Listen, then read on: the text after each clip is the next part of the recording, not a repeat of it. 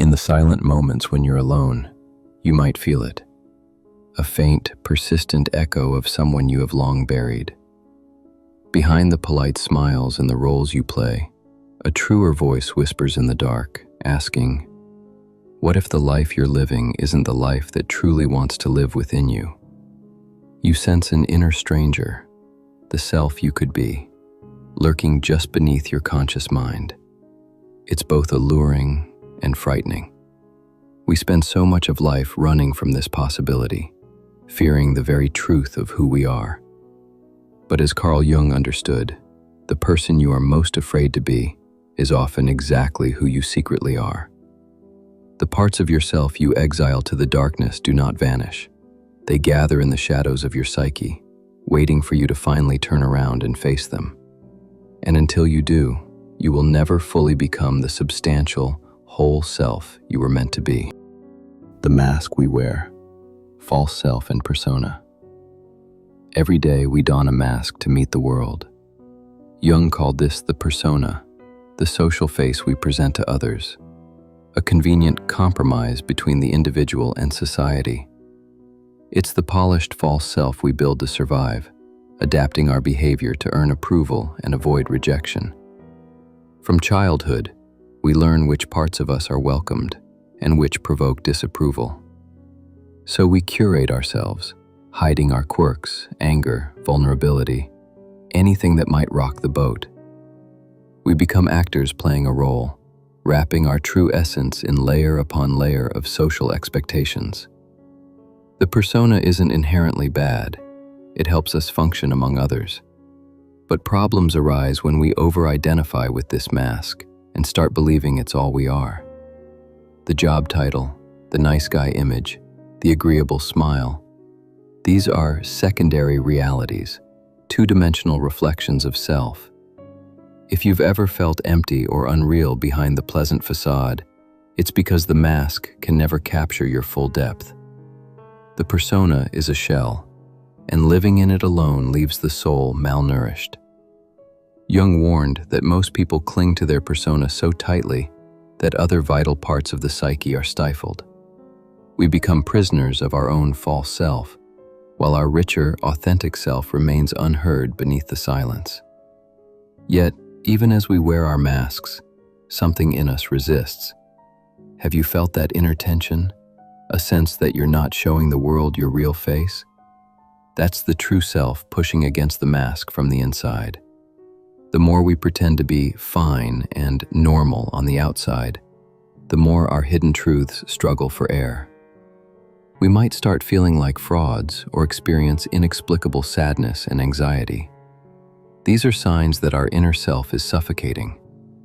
The persona may be smiling, successful, and liked, but underneath, our spirit is gasping for authenticity. To break free, we first must understand what we've hidden in the dark. For behind every mask, there is a shadow. The shadow in the depths, the buried self.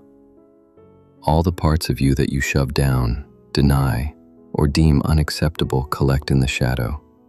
A concept Jung used to describe the unconscious reservoir of our repressed self. Think of it as the buried self, made up of everything you've been afraid to show the world. As Jung described, over the course of life we receive negative feedback or punishment for certain traits or emotions, and we learn to push them out of sight.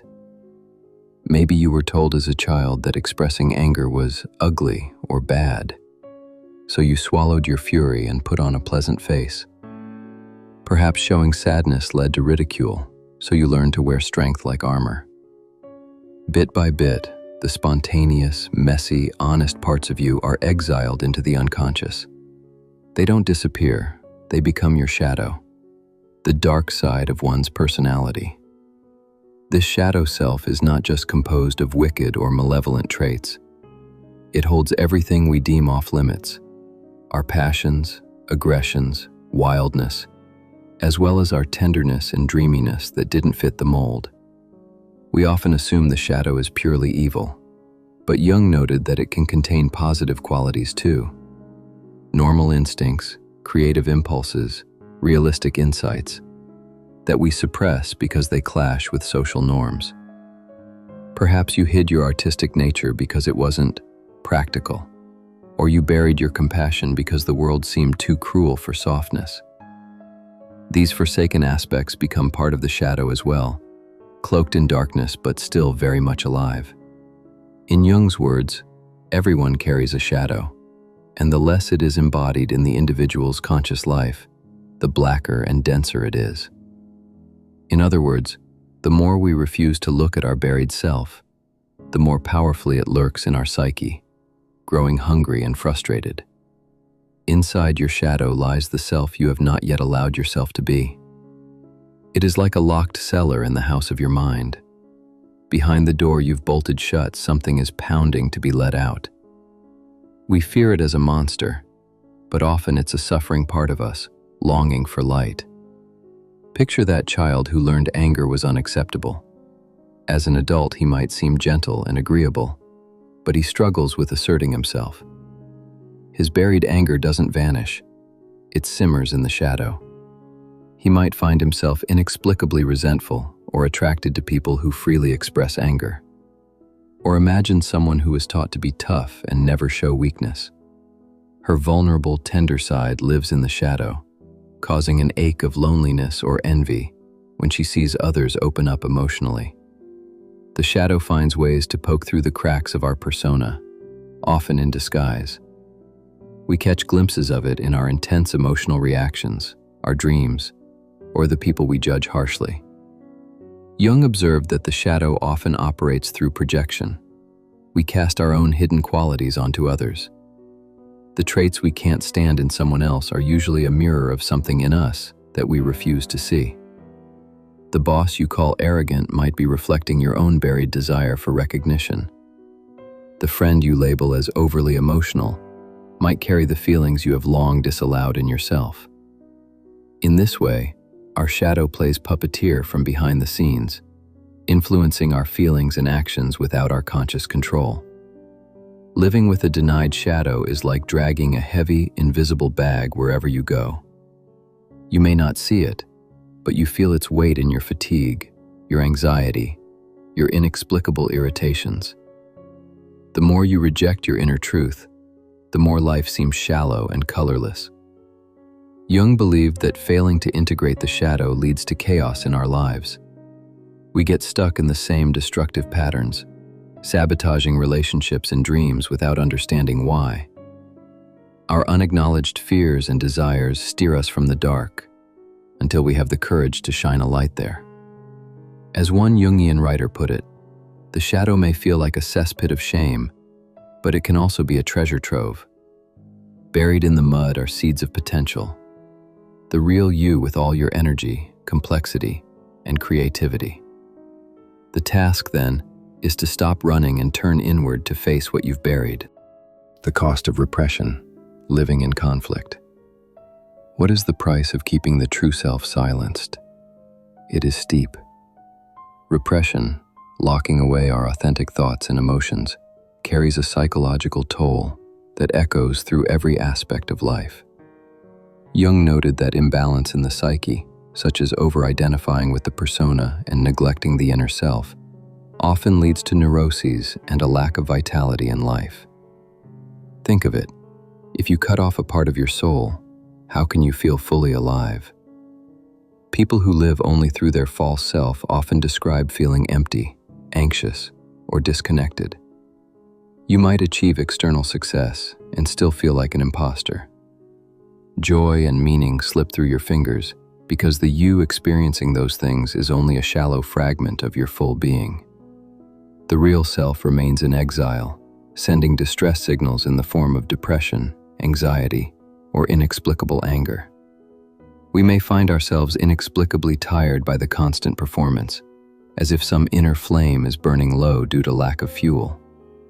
That fuel is authenticity, and without it, life turns into a pale imitation. Worse, the denied parts of us often find destructive ways to be heard. What you repress will insist on expression, sometimes in unhealthy forms. For example, Someone who represses their anger might suffer sudden aggressive outbursts or self-loathing. One who represses their need for love may fall into toxic relationships, unconsciously seeking what they can't admit they want. These are the sabotaging, hidden forces that quietly shape our fate. As the saying goes, often attributed to Jung, until you make the unconscious conscious, it will direct your life, and you will call it fate. We wonder why we keep ending up in the same dead-end job or destructive romance, not realizing we are pulled by the gravity of our unexamined psyche. Living in this state is like sleepwalking. Our choices are made by the parts of us we refuse to see. Another cost of repression is the chronic fear and tension of hiding. Wearing a mask all the time is exhausting. You constantly monitor yourself, filtering every word and feeling. Is this acceptable? What if I show this side of me? Will they still love me? You become split, with a public self and a secret self, and the divide between them is filled with fear. Fear of being found out, fear of being truly seen. We dread authenticity because we've associated it with pain. Long ago, being ourselves might have led to criticism or isolation, and that wound remains. Over years, we internalize the idea that if we ever reveal our whole truth, we will be rejected or hurt. As one Jungian analyst observed, our shadow often becomes entwined with abandonment anxiety, so much so that letting the hidden self emerge can feel like a matter of life or death. The child in us still believes acceptance and love are conditional on performing a certain role. Thus, we live in terror of our own authenticity. We tell ourselves it's safer to be false than to risk the pain of being real. Human beings will go to astonishing lengths to avoid facing the truth of their own soul. People will do anything, no matter how absurd, to avoid facing their own souls, Jung wrote. We distract ourselves with work, with social media, with busy schedules and numbing pleasures, all to avoid the quiet moment when we might have to confront the person in the mirror. We may even lash out at those who are authentic, ridiculing the brave souls who wear no mask, because their honesty reminds us of our cowardice. But this avoidance cannot bring peace. It only deepens the wound. The false self might protect you from some short-term anxieties, but in the long run, it imprisons you in a life that isn't truly yours. And no matter how fast you run or how well you hide, your shadow follows you like a silent companion, waiting. The fear of becoming real.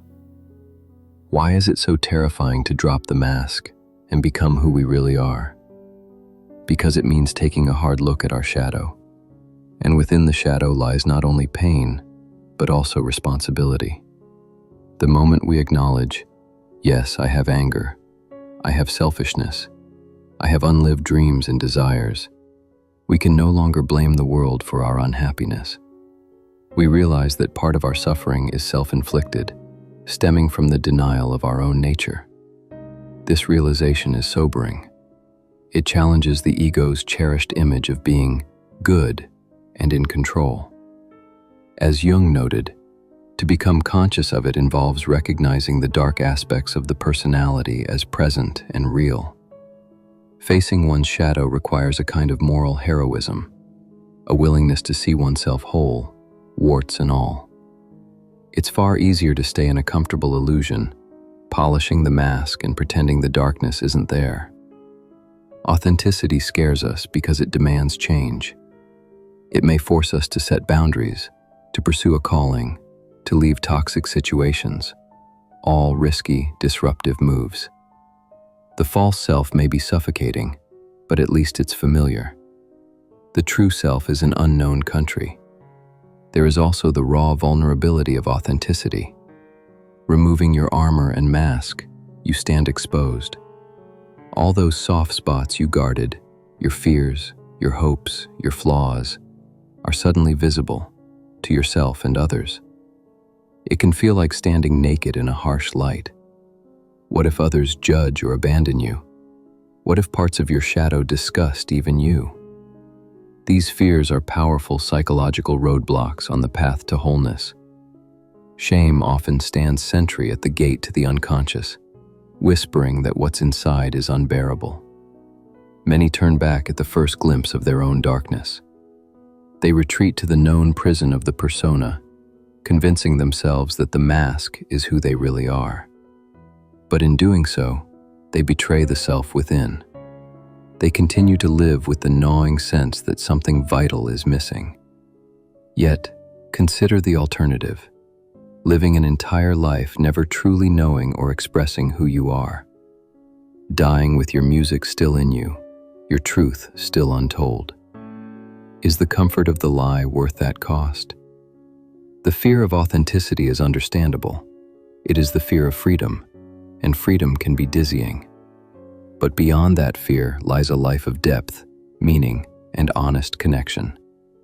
To reach it, we must gather our courage and step into the darkness within, trusting that what we find will ultimately set us free.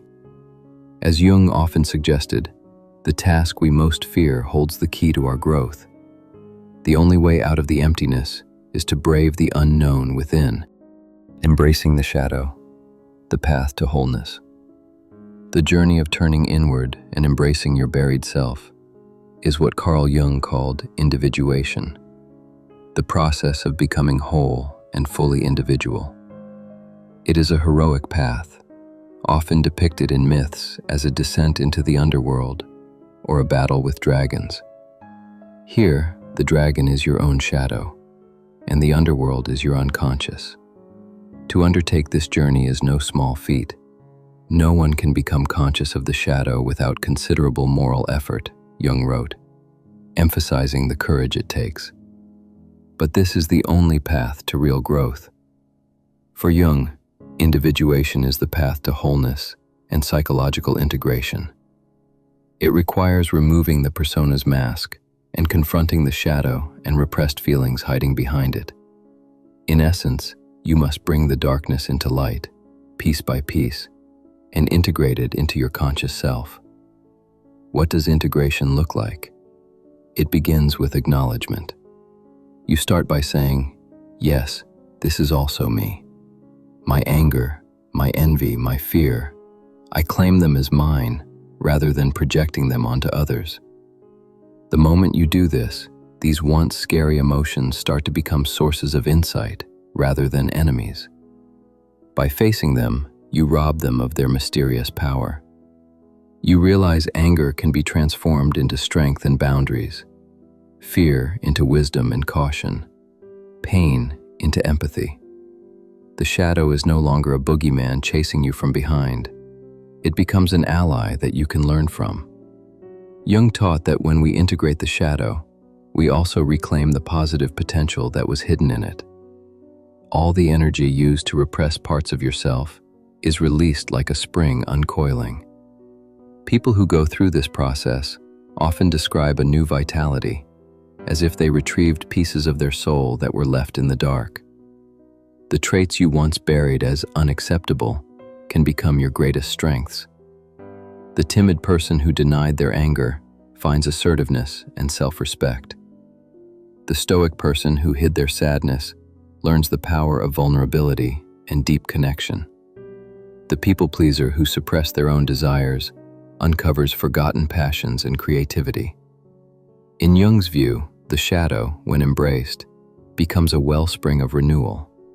The source of renewal, we must look to the dark, hitherto unacceptable side. When there is an impasse, a sterile time in our lives, it is in the dark soil that new life grows. The very qualities we thought were our shame can turn out to be our salvation. Crucially, integrating the shadow doesn't mean eliminating it. It means owning it as part of you, neither letting it control you unconsciously, nor running away from it. You develop a conscious relationship with your inner darkness. Instead of a chaotic foe, it becomes a kind of wise teacher. When rage or fear or craving surges up, you don't reflexively push it down. You ask, what is this telling me? How can I channel this energy constructively? Over time, the once scattered pieces of your psyche begin to form a coherent whole. You become, as Jung said, an individual, literally an undivided person. There is a beautiful Jungian quote that captures this necessity of embracing our darkness. How can I be substantial if I do not cast a shadow? I must have a dark side also if I am to be whole. In recognizing your own capacity for both light and dark, you cease to be split in two. You accept that you, like every human, are a mixture of opposites. This acceptance brings a profound relief, the relief of not having to pretend anymore. It also breeds compassion. The more you accept your own shadow, the less you judge others for theirs. No longer needing to project your demons outward, you can meet people, and yourself, with more empathy and honesty. Your relationships deepen as you show up as your authentic self, without the constant fear of being found out, because you have nothing to hide from yourself. Walking the path of integration is a lifelong journey, a long process of negotiation with the unconscious. You don't reach perfection or complete enlightenment. Wholeness is an ever-evolving process. But each step you take into the dark brings more light into your life. Each fear confronted, each secret acknowledged, each emotion accepted becomes a brick in the solid foundation of the self. Jung called the self the archetype of wholeness, the integrated totality of your being. Individuation aims at nothing less than realizing this self, uniting the conscious and unconscious into a harmonious whole. It's the journey of becoming who you really are, beyond the narrow confines of who you were told to be. And as you travel this inner road, you might notice something astonishing. The fear that once loomed so large begins to shrink. The monster in the closet, when looked at closely, was perhaps just a scared child needing love. By integrating your shadow, you are essentially loving yourself back into wholeness, embracing the exiled parts with understanding and compassion. What was once your greatest fear becomes your greatest breakthrough. Wholeness and the self. Beneath the silence. At last we arrive at a poignant truth. The self you feared was never your enemy. It was you all along, the you that yearned to be seen, heard, and lived. This entire journey, as dark and winding as it seemed, was about reclaiming your own essence. In the end, the self beneath the silence steps forward into the light. The false layers fall away, and you stand face to face with the person you were always meant to be. It may feel like meeting a stranger, yet also coming home to someone deeply familiar. There is a profound emotional resonance in this reunion with your authentic self, a mix of grief for the time lost and joy for the soul recovered. Imagine looking in the mirror and, maybe for the first time, recognizing the face that gazes back. Not the mask of social approval, not the patchwork of other people's expectations, but your own true countenance, with all its unique lines and scars and beauty. That is the moment individuation strives for, when the divided self comes together in a quiet, powerful wholeness. You no longer feel the need to constantly perform or prove yourself, because you are rooted in who you are. There is a silence inside, not the silence of suppression, but the peaceful silence of self-acceptance. In that silence, you can hear the guiding voice of your inner truth more clearly than ever. This wholeness does not mean an end to all struggles. Life will still challenge you, and the shadow will still occasionally whisper old doubts. But you will meet those moments from a place of integrity and strength. When you own all of yourself, nothing within can be used against you. As the saying goes, the demon you know becomes an angel. You have befriended your darkness, and in doing so, reclaimed your light. The world, which once seemed hostile or hollow, appears more vibrant and meaningful because you are fully present in it now, not hiding, not fragmenting yourself, but alive in your entirety. This is Jung's path to wholeness. an awakening to the reality that the treasure we seek has always been hidden in the dark places we feared to go. By integrating those dark places, we transform our fate. In the final analysis, to become who you are afraid to be is to realize that this feared self was actually your truest self calling out to you. It is stepping beyond fear into authenticity, knowing that wholeness is worth any price. Yes, it demands courage, honesty, and at times great discomfort. But it grants something priceless in return: yourself, your life as your life, not anyone else's script or expectations. This is a liberation that radiates into everything. Your work gains meaning, your relationships gain depth, your very being gains the radiance of someone who is living in alignment with their soul. Take a moment to reflect on your own journey. What parts of you have been whispering from the shadows? What would happen if you listened with compassion instead of fear? The invitation and challenge of Jung's psychology is to turn toward those whispers, to shine a light in the dark corners and discover the hidden gifts there. It is an ongoing, perhaps lifelong dance with your shadow, but each step brings you closer to authenticity. And remember Jung's wisdom: wholeness, not perfection, is the goal. You are allowed to be both flawed and magnificent, frightened and brave. In fact, you already are. Becoming whole is simply realizing the full spectrum of who you've always been. If this journey resonates with you, if you feel stirred by the call to embrace your own shadow and live more authentically, consider joining us as we delve deeper into these topics. Subscribe to Neuromystique and become part of our community of seekers. Together, let's continue exploring the depths of psychology, philosophy, and the human soul. Let's keep shining lights in dark places and supporting each other on the path to individuation. The road to your truest self is challenging, but you don't have to walk it alone. Join us and step fully into the journey of becoming who you truly are, the self who has been waiting beneath the silence, ready at last to be whole.